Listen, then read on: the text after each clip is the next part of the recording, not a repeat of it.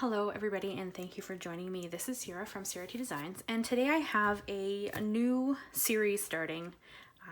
It is, I don't know if you guys know, but I get the Simon Says Stamp kits every month, and I went back and forth on whether or not I was actually going to do a 5 cards 1 kit video, just because because I'm Canadian, it's not always, there's no time frame as to when I'm gonna get the kits, right? So I mean, it may be that it goes up. This is the July kit, and of course July ends. I mean, this is the 26th of July when I'm starting to record this, and I got this today. So I mean, the card kit's already sold out. Of course, you can buy individual items, which I'll have linked down below, but after talking to a friend of mine and kind of going back and forth, I've decided I'm going to do these because I think that they would be a lot of fun on the channel and kind of push me to be more creative with items instead of putting them aside and then kind of forgetting about them. So I am going to do these videos. I can't guarantee when they're going to go up. Hopefully they go up in the month that it comes, but it may not. Like, I don't know if when exactly this will go up. I'm hoping for like the beginning of June at the the beginning of August at the latest, but it'll totally depend on kind of how this all goes and how the editing goes. So we're gonna do a quick recap of what's in the kit, and then I will jump right into making the 5 cards. So I don't know if you guys know, but this is the first month that Simon Says Stamp has started doing the new mesh bags, which I think are, well, they're not mesh, they're like a plastic, but I think that's really awesome. I like to keep my kits in the bag until I use them, although with this new series I'll be using them faster, but let's jump quickly through everything that's in the kit so you guys can have a quick recap, or if you haven't actually seen it yet. And just a reminder, this is the July kit, not the August kit. Even though this likely is going up in the beginning of August. Like I said, I'm Canadian, so it takes me a while to get the kits. So yeah, sorry about that, but I kind of thought this might be a fun series to do regardless. So these are all the items in here. Kind of go through them real quick here. There's the code, if you guys want to check it out. And then, all right, let's jump right into the list here because this will tell me everything that's exactly in this kit. All right, so there's the example sheet, and it has a stamp set, which it always has, a 6x8 stamp set, which is right here, which is stunning. And it is the Garden Greetings stamp set. And then we have a Simon Says Stamp Blossoming Fields embossing folder, which I don't know if you can tell quite how beautiful that is in the picture here, but we'll use this when we make some cards, so no worries there.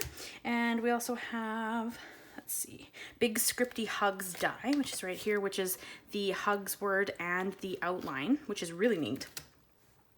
And then we have a package of the brand new dot runner with 2 refills, so we'll have to try that out. I don't generally use dot runners, so this will be a really interesting try for me. And let's see, what else do we have? We have a new package of the Orca sequins, which are these right here. The mesh bag, which we kind of already talked a little bit about. We have 6x6 papers. I'll quickly kind of fan through them. I'm sure if you guys have seen this kit's not brand new, so you may have already seen some of this. Ooh, these are stunning. Look at these patterns, guys. Beautiful. If you've been around with me for a minute, you know that I don't generally use pattern paper, so I think this will be really good to kind of push me to be a bit more using of the papers. We have a paper pack, and we have some Puffy stickers by Pink Fresh Studio, the mini Puffy stickers. Oh, I missed a piece of paper. There we go. And just bear with me. I've never done them before, so my editing might be a bit odd, or I might kind of jump around a little bit, but we have 2 envelopes in white and cotton candy, and then we also have some cardstock here. So we have 1 sheet of black cotton candy smoke and 1 of Nina 110 pound. So just kind of fan those out for you there. Oh, I didn't get cotton candy. I got, this looks like Schoolhouse Red. Sometimes if they run out of a certain thing, they'll put a different one in. And yeah, I'm gonna say black cotton candy. This should be cotton candy. It's red, Schoolhouse Red, but I have cotton candy from other kits, so I'm gonna switch this out for cotton candy. But yeah, so let's jump right in, guys. So for my first card, we are going to make a mini slimline card. I'm going to use some pattern paper for that. And for my mini slimlines, I like to make them 6x6 and then score at 3 inches. So that's what we're going to do on this one. Now, bear with me as we kind of go through the making of all these cards, and if you have any questions, please leave them down below, just in case I miss anything. This has been a bit of an adventure, so we'll see how this voice overall comes together. But I did score it at the 3-inch mark, making my base 6 inches by 3 inches, which is my preferred, as I said, mini slimline size. So I am going to do a patterned paper card here, and I don't have the exact measurements for you because honestly I kind of eyeballed some things. I do layer everything with the cotton candy. As you can see, I brought in a piece of cotton candy and put the Schoolhouse Red away in my stash, and with the cotton candy I'm doing 1/8 of an inch on every panel that I do, and I'm going to use this congrats square here in the pattern paper as my sentiment, and I'm going to layer that up with a couple of different pattern papers. This card is really simple, came together really easily, and I think that it's kind of a fun way to use pattern paper, especially for me who isn't really versed in pattern paper. So I think this is kind of a fun way for me to kind of be introduced to it. And then this one's just another piece of the pattern paper, and it's kind of got like a script in it, which I thought was really neat. I love the texture of words on paper. And again, I'm going to give it a cotton candy layer. And here I've already done my sentiment up. So I did the congrats and then cotton candy and then the scripted pattern paper behind that, and then a layer of cotton candy, and then that's kind of how I did my sentiment. And I also am going to do the cotton candy underneath every layer, as I kind of said. And I am going to use the dot runner here. This is the only card I use the dot runner for, just because honestly I'm not super comfortable with it. So I and here any edges that were a bit too long, I just cleaned up a little bit with my trimmer. This is by far my favorite trimmer. I love stuff by Tim Holtz, if you guys haven't noticed from all the stuff I do on my channel. But I do use the dot runner on this, and it worked really well. I just have a tendency towards liquid glue, just because I have a hard time lining stuff up sometimes as I eyeball everything. So I find that the liquid glue just gives me a little more wiggle time. So that's just a personal preference. If you like the dot runner, this seemed like a really good dot runner. I just personally have a preference towards liquid glue. That's just kind of my option there, but by all means, if you want to try this, I would. It seems like a really good dot runner, although again, I don't have a lot of experience with them, so my expertise there is not going to be great, but I did think that it worked pretty well, and it was a neat thing to get in the kit so that I could try it, because I wouldn't have otherwise. Like, I would never have tried Simon's dot runner. I wouldn't try anybody's dot runner, to be honest, just because, as I said, I don't use tape runners of any kind, really. I stick to liquid glue, because here you can see, but I was able to lift it up. So I laid my one layer down, didn't like that it wasn't quite centered, and I picked it back up and was able to do that because I hadn't pushed it down yet. I don't know that you could lift it up again now that I've actually pushed it down, but I was able to. So as long as I hadn't put pressure on the cardstock, I was able to just lift it up and fix where it was sitting. So a neat thing to try, not really my cup of tea, simply because I just prefer liquid glues, but definitely something worth trying. And this is where I bring in my Barely Art glue, and I'm going to continue to use it throughout the rest of the video, just as a personal preference. And I love the precision tip on it, so that's just kind of why I lean this direction, especially for sequins. So here you can see that I have the Orca sequins out of the kit. Anything that I use that's not in the kit, I'll let you know what it is, but otherwise, if I don't talk about it, it's from the kit. Like this pattern paper, the cotton candy cardstock, these sequins. That's all from the kit, and everything I use will be linked and listed down below if you have any interest in knowing what any of it is specifically. So that is the first card, so I would love to know what you guys think. I did try my hand at a pattern paper card just because, the pattern papers in this were gorgeous, but my second card is going to be an A2 size, and I really wanted to use the smoke cardstock out of the kit, and I cut 1/2 down to be my base, and one is going to be a panel. So I am going to score it at the A2 size, which is 4 1/4 by 5 1/2. That's standard A2 size. And I always score on both sides. I just find that this is less likely to give you any kind of cracks in your cardstock. This cardstock is, I believe, 100 pounds, so generally I've had no issues with it cracking. However, just in case you're concerned, I pretty much always score on both sides. And now we're going to do a little ink blending for this card. So I do have Picked Raspberry, Worn Lipstick, and Kitsch Flamingo. And I'm just going to go in on, this is Bristol Smooth cardstock, but any smooth white cardstock would work for this. This wasn't in the kit, it's just my preferred cardstock for blending. And I'm going to blend out a panel, and just in these 3 pinks here, just because I like pink, and because cotton candy was the color of this kit, because really it was white, black, gray, and pink, we're going to stick to that kind of aesthetic. I don't bring in any other colors. It's going to be the same pink, gray, black. That's pretty much all we're going to stick to, just because I thought it would be more cohesive, honestly. And I was trying really hard not to pull in a whole bunch of other supplies, as like they didn't come in the kit. But of course, inks I kind of had to use because there's no inks in the kit. So I am going to bring in my own inks, but I try really hard to use mostly just items from the kit. So in this one, we are going to do a little heat embossing. I'm going to take the floral wreath image and I'm going to emboss that on the base of the gray cardstock, excuse me, that I've used a stitched rectangle die to cut down. I did bring in some dies separately, other than the hugs, although I do use the hugs die on 2 of my cards, just to add a little extra texture. If you don't own a stitched die, you could absolutely use like a pen and just make stitch lines around the cardstock. I think that would be really pretty too. It's just that I happen to own them, and I didn't think that I was exempt from using a few dies just to kind of pizzazz up my cards. Guys, bear with me. Like I said, this is my first 5 cards 1 kit video. If you think that this is cheating, let me know. And in the next one, we won't bring in dies that are outside of the what's in the kit. However, again, you could make these straight and it wouldn't, like, you don't need the dies for this. You could absolutely just have panels and I think it would still look stunning.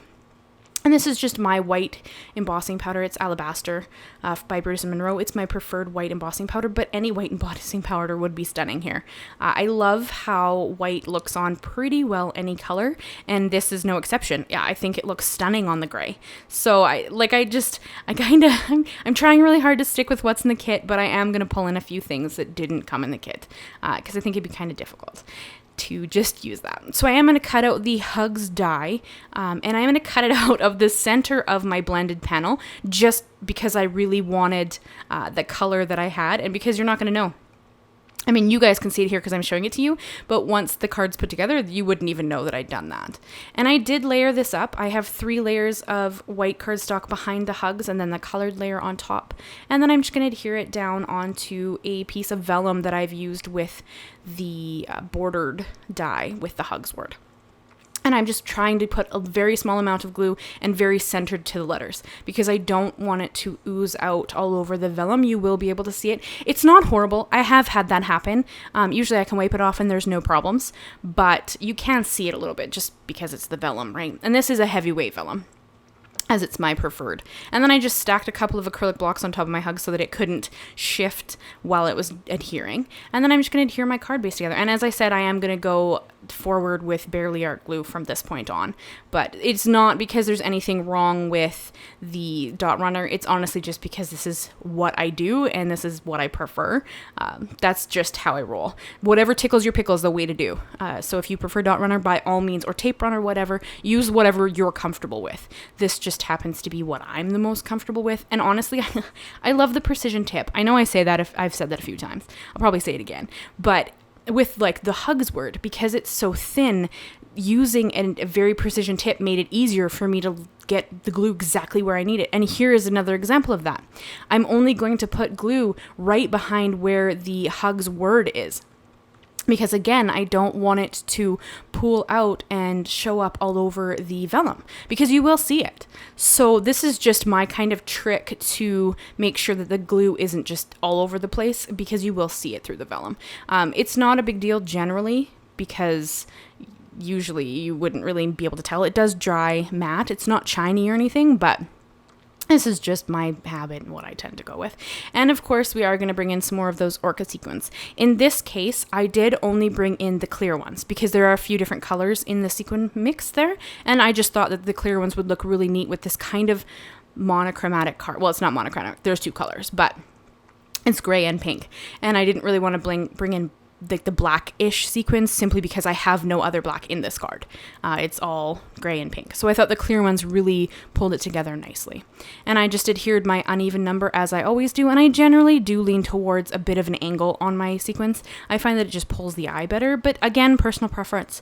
Whatever makes you happy with your card, it's going to turn out stunning. So this is the second card that we've done.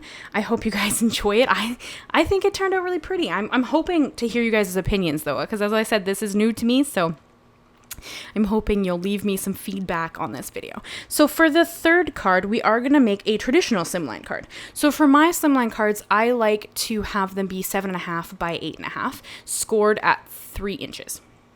3.5 inches, I lied, I'm sorry.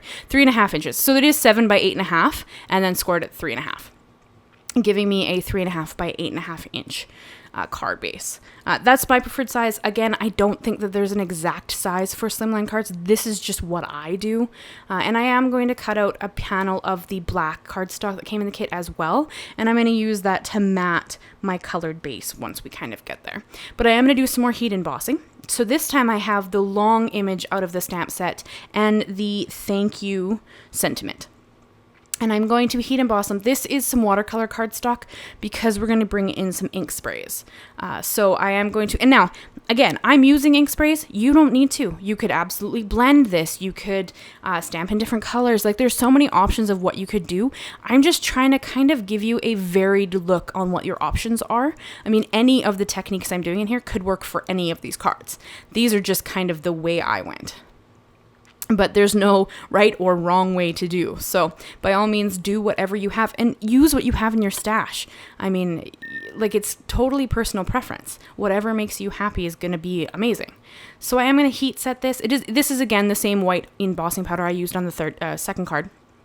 I'm not going to bring in any different things like that. Like, I kind of am trying to stick to the same color palette and the same extra items just to keep it fairly cohesive. So for the sprays, I am going to bring in 4 colors.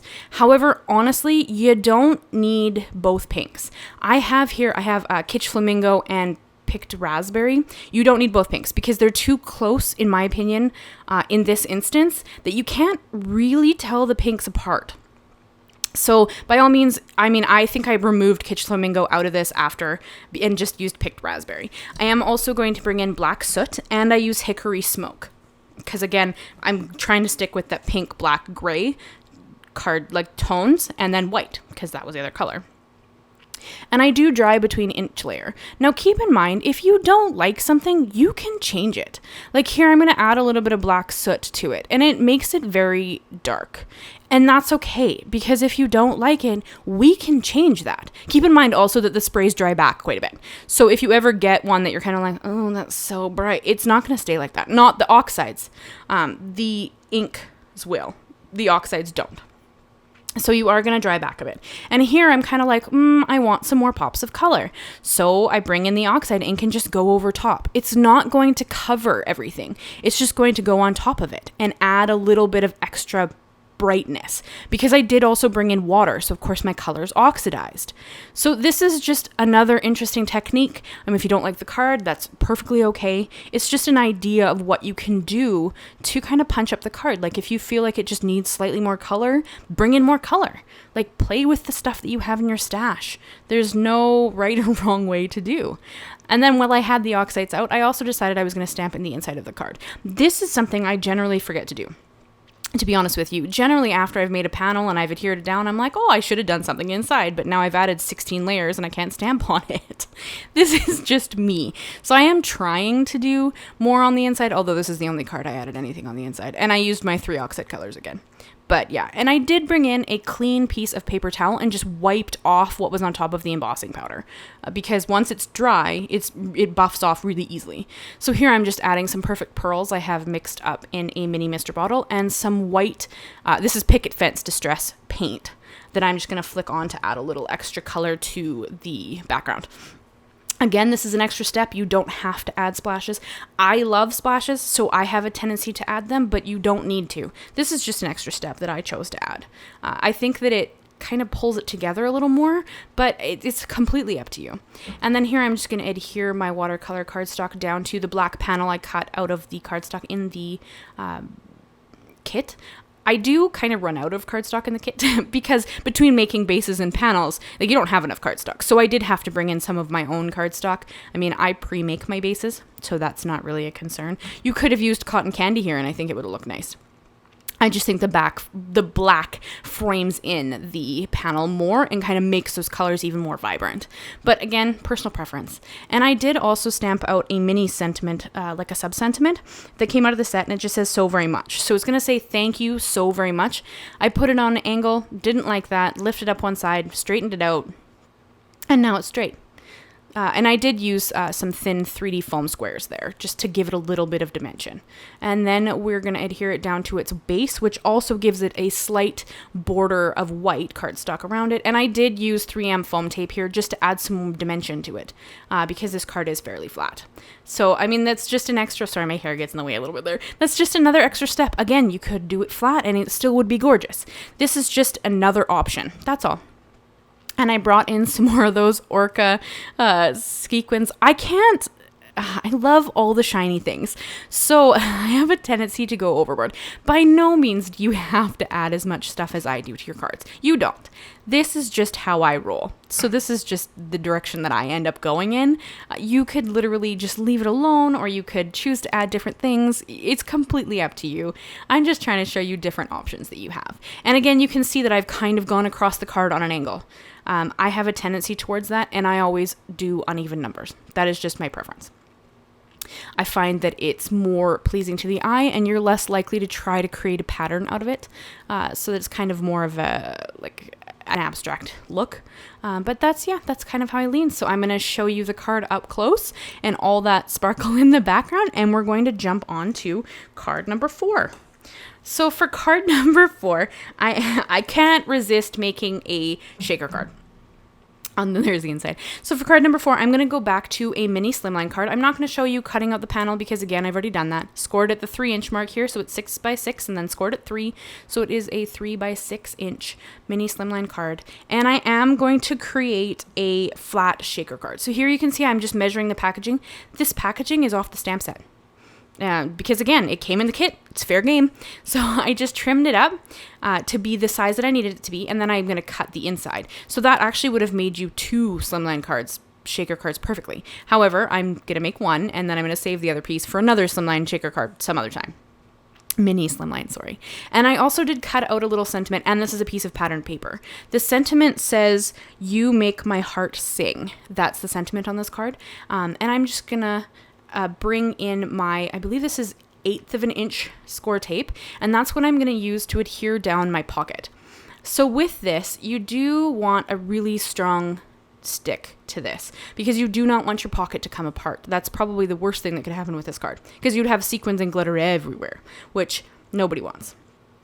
As we know, glitter is the herpes of the craft world. So you got to be careful with how well this is adhered. And I try really hard to adhere it really well. And sometimes my tape is all over the place. And again, guys, your card's going to be beautiful because you made it. There's no wrong way to make a card. I just encourage you to play with your supplies and have a lot of fun. That's the whole purpose of this. It's just sharing a passion of something that we get to send to other people, which I think is just so amazing. So I am adhering down 3 of the 4 sides. I like to leave one of the small sides open. I just have less room for me to spill stuff everywhere that way, but totally up to you. And I am trimming off the corners, as you can kind of see as we get along here, just because I don't want them floating around and creating bubbles when we go to adhere this down to the panel, or to the base, sorry. And don't remove the tape off the 4th side until you're ready to seal it. So here are those Orca sequins. I'm going to scoop, I think 3 scoops in there, and that's going to be some of the shaker bits. And then I did bring in some glitter out of my own personal stash here. I used to be on Nail Tech. I don't know if you guys knew that, but so I just have some glitter left over for when I used to do nail designs, and I like to add that as pieces to my shaker card. And once you have the desired amount of bits in your shaker window, you seal that bad boy up, and there's your pocket. Like, how easy is that? I mean, there are pockets made that you can buy. I think MFT has them. I don't personally own any. I've just been making my own because I think it's a great way to reuse the plastic, but they do exist. And also, I think that this is a great way to just use stuff you already have. I'm a big believer in using things you own. And then here we're just going to adhere the panel down to our card base. This is kind of my trick to get a card base lined up with the panel if they're the same size. And then I used the Puffy stickers My head was in the way for that part, so sorry I'm not going to show you guys, but I just brought out a T-square ruler and put the word heart. I trimmed it out of the sentiment so it's not there anymore because this came out of the pattern paper. And then it just says, you make my and heart sing. And then, yeah, I think that just turned out kind of like a neat card. I like the slimline, the mini slimline. I love shakers. I've been kind of obsessed with them lately. I'm doing them all the time. I think it was my last video too. I just think they look so neat and it's so easy to make. So, I mean, I've just been having so much fun with them. And that brings us to card number 5. So we're almost there, guys. Excuse me. So for card number 5, we're going to bring in the embossing folder. And I am going to use picked raspberry on top of a piece of cotton candy cardstock. So I'm just rubbing that all over the embossing folder lightly. And I have my Big Shot out here just so I can run it through. I'm not comfortable running big 3D embossing folders through my Gemini. I'm scared I'm going to break it, so I don't do it. I just run them through my Big Shot. And I'm just going to run it through my Big Shot with its advertised sandwich, because it says on the plate there what to do. So I'm going to run that through. It's going to emboss as well as color my panel, which I just think turns out really neat. So here, I'm going to show it to you. Isn't that neat? And I love the kind of texture lines of where I added the ink. I love how that turned out. Personal preference, again, you could add a little water and get them to kind of blend together and not have the lines if that's what you prefer. And I did white heat emboss on the black cardstock from the kit, the same wreath image. And I am going to fussy cut it out. Don't worry, I'm not going to make you watch me fussy cut it out. It's, see, a magic of editing right there. It's already done. And I did cut out the word hugs from the same cotton candy cardstock. And then I just brought in a little bit of picked raspberry and kind of created an ombre look to it so that I could tie the two pinks together a bit. And then I am going to layer it up with the 3 layers of regular cardstock and the vellum cut base, as I did with, I believe, the second card, just to add a little dimension to it. So I am going to have a little bit of a struggle. I'm just putting it together here. And there's the black cardstock again that I'm going to use to kind of create a border for my embossed piece. I have a little struggle with the sentiment when I go to put it on. And I'm gonna show you what I kind of do to fix it. It was a bit tedious, so I'm not going to show you because it would take even longer, and this video is already a little bit long. But I added thin 3D foam squares to the back of my wreath. And then, of course, the center of my hugs isn't going to touch anything, but not enough of my hugs is touching the wreath. So it's floating, and it kind of concaves if you touch it.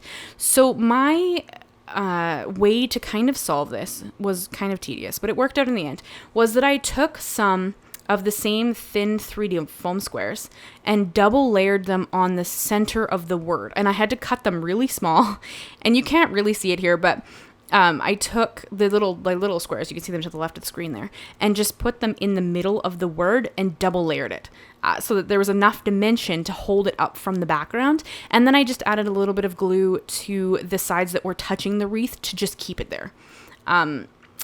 Hopefully it doesn't concave at all. It's pretty sturdy, so I don't think it will, but I was concerned that it wasn't going to hold itself up. So I did kind of have to finagle my way into that, and it was a little bit tedious, but it works out in the end, so I think that it turned out pretty great. So I am just going to add some more Orca sequins to this, because that's how I roll. I think every card except the shaker had Orca sequins on the panel, but it had them in the panel, so, you know, do what you gotta do. So I am just adhering them down here, and this is our final card. I would really like to know what you guys think of this series. Is it something that I should pursue? Did you enjoy it? Do you have any tips or tricks about any ideas, anything like that? Any comments?